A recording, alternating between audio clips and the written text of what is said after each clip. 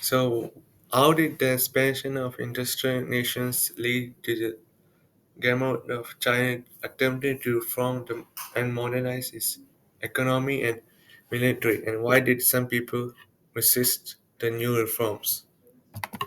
Also, we need to understand that China just lost to Britain in the Opium War and was threatened by the rise of Japan and the European nations in East Asia.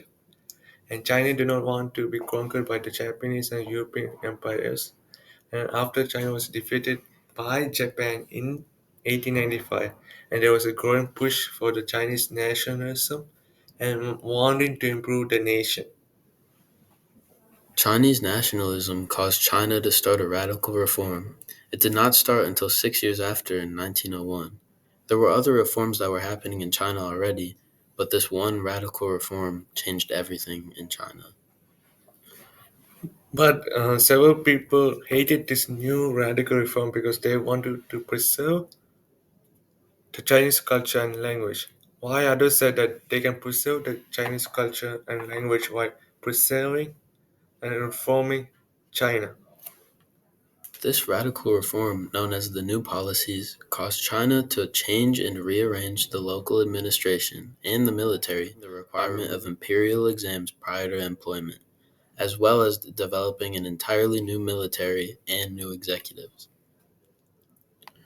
This radical reform lasted for 11 years and it ended in 1912 with the ending of the government of the Qing Dynasty and the establishment of the government of the Republic of China. A key reason to the downfall of the Qing dynasty was because of the Chinese nationalists that were brewing in the background of all of the reforms. In the underground, there were plenty of secret societies that were forming and were planning a revolt. This revolt happened in 1911 with the decided decision being that the Chinese government would reform to the Republic of China. What you need to know about the fall of the Qing dynasty was why China felt threatened by its neighbors because they were rising in the Industrial Revolution and the Chinese weren't. Why they reformed their government, which was because they needed a new military plan and educational system if they were to be on par with every other nation.